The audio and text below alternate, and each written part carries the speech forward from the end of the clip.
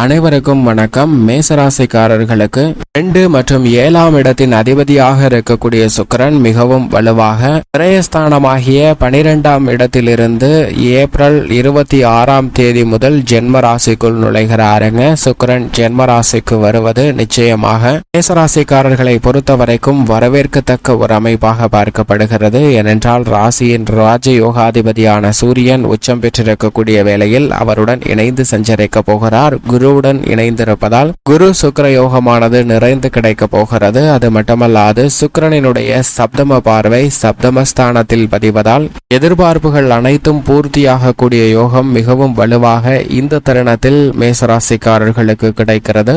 பொதுவாக சுக்கிரனை பொறுத்தவரை நவ கிரகங்களிலே மிக அதீதமான செல்வ செழிப்பையும் மனித வாழ்வில் ஆடம்பரமான வசதி வாய்ப்பையும் நிறைந்து கொடுக்க வேண்டும் என்றால் அது நிச்சயம் சுக்கிரனுடைய அனுகிரகை இருந்தால் மட்டும்தான் கிடைப்பதற்கான சாத்தியக்கூறுகள் உண்டு. சுக்கிரதசையே இல்லாத ஜாதகத்தாருக்கு கூட சுக்கிர புக்தி நடைபெறும் போது மிக வலுவான மாற்றத்தை ஏற்படுத்தி கொடுக்கக்கூடிய சக்தி வாய்ந்தவராக பார்க்கப்படுகிறார். அது மட்டுமல்லாது நவ கிரகங்களிலே முழு சுபகிரகமாக குரு இருந்தாலும் கூட சுக்கிரன் சுபத்துவ பாதையில் வலம் வரும்போது பல்வேறு வகையான அதிர்ஷ்டகரமான நிகழ்வுகளை ஏற்படுத்தி கொடுப்பார். உலகின் எந்த மூலையில் இருந்தாலும் ஏப்ரல் 26ஆம் தேதி முதல் குருவுடன் இணைந்து பல்வேறு வகையில அதிரடியான மாற்றங்களை ஏற்படுத்தி கொடுக்க போகிறார்.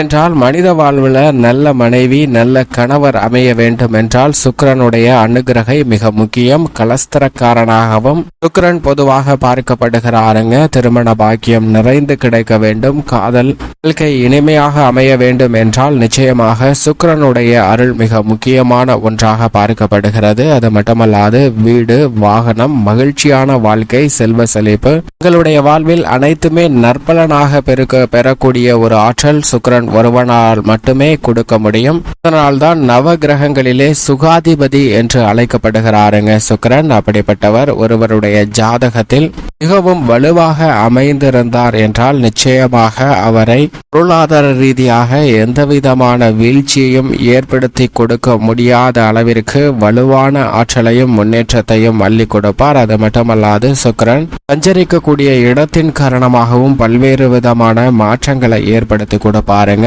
பொதுவாக சுபத்துவ பாதையில் 2, 4, 5, 7, 9 மற்றும் 11 ஆகிய இடங்களில் அபரிவிதமான முன்னேற்றத்தை ஏற்படுத்தி கொடுப்பார். மற்ற கிரகங்களை விட சுக்கிரன் அஷ்டமத்தில் அமர்ந்தாலும் கூட 2ஆம் இடத்தை தனது சப்தம பார்வையால் பார்ப்பதால் பல அதிரடியான மாற்றங்களை ஏற்படுத்துவதற்கான வாய்ப்பையும் உறுதிப்படுத்துகிறாருங்க.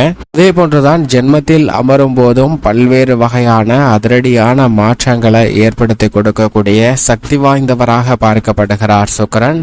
மனிதர்களுக்கு தேவையான பணம் பொருள் பதவி உணவு உறைவிடம் இருந்தாலும் இல்லாவற்றையும் கூட வம்ச விருத்திக்காக மிக முக்கியமான பங்களிக்கக்கூடியவராக இருக்கிறாருங்க சுக்கிரன். எனவேதான் இவர் கலஸ்தரக்காரன் என்றும் அழைக்கப்படுகிறார். கலைத்துறை மற்றும் அரசியல் துறையின் அதிபதியாக பார்க்கப்படுகிறார். சுக்கிரன் ஜாதகத்தில் வலுவாக இருக்கும் போது இசை நடனம் பாட்டு நடிப்பு போன்றவற்றில் அலாதியான ஆர்வம் ஏற்படும். அதில் சாதனை புரிவதற்கான நல்ல பல சந்தர்ப்பங்களும் நிறைந்து கிடைக்கக்கூடிய யோகத்தை உருவாக்கி கொடுப்பார் சுக்கிரன். பாவ கிரகங்களோடு சேர்க்கை இருந்தாலும் கூட சில சாதகமற்ற சூழல் ஏற்பட்டாலும் கூட உங்களுடைய வெற்றி பயணத்தை தொடர்வதற்கான வாய்ப்பை உறுதிப்படுத்துகிறாருங்க. அது மட்டுமல்லாது அரசியல் சார்ந்த பணிகளிலும் மிக அற்புதமான செயல்பாட்டை சுக்கிரன் வலுவாக அமர்ந்திருக்கும் போது கிடைப்பதற்கான யோகம் உண்டு.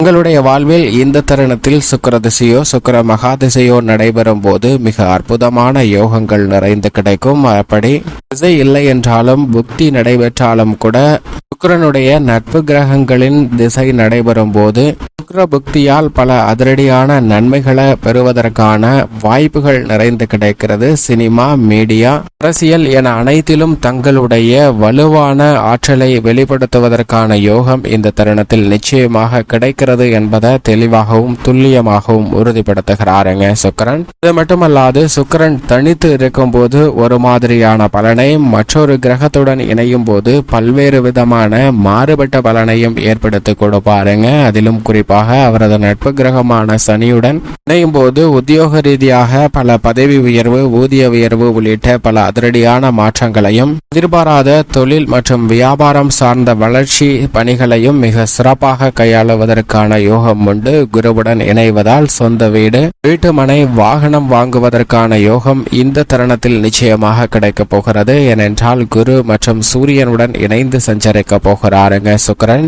எனவே பல வகையில குரு சுக்கிர யோகம் நிறைந்திருப்பதால் நீங்கள் திட்டமிட்டதை விட நல்ல முன்னேற்றத்தையும் வளர்ச்சியையும் வெற்றி வாய்ப்பையும் நிறைந்து பெறுவதற்கான யோகம் இந்த தருணத்தில் வலுவாக கிடைக்கிறது என்பதை தெளிவாக உறுதிப்படுத்தி கொடுக்கிறார் சுக்கிரன். அது மட்டுமல்லாது இந்த தருணத்தில் சுக்கிரன் உச்ச நிவர்த்தி பெற்று உச்சம் பெற்று சஞ்சரிக்கக்கூடிய சூரியனுடன் இணைந்தும் குருவுடனும் இணைந்தும் சஞ்சரிக்க போகிறாருங்க. அடுத்த 25 நாட்கள் வலுவாக சஞ்சரிக்கக்கூடிய இந்த கூட்டணியில் குரு மே 1ஆம் தேதியிலிருந்து சுக்கிரனின் ஆட்சி வீடான ரிஷபராசிக்குள் சென்றாலும் கூட இந்த தருணத்தில் பல அதிரடியான மாற்றங்களை ஏற்படுத்தி கொடுக்கிறார். அது மட்டுமல்லாது மே 7ஆம் தேதி முதல் புதனும் இந்த இடத்தில் சஞ்சரிக்க போகிறாருங்க. மேசராசியில் முக்கூட்டு கிரகங்கள் நீண்ட நாட்களுக்கு பிறகு சந்திப்பது, இதிலும் சூரியன் உச்சம் பெற்றிருப்பது என அனைத்துமே பல வகையில ஏற்படக்கூடிய அலைச்சல் சிரமத்தை குறைப்பதோடு மட்டுமல்லாது தெளிந்த அறிவாற்றலை பயன்படுத்துவதற்கான யோகமும் உண்டு என்பதை தெளிவாக உறுதிப்படுத்துகிறார் சுக்கிரன்.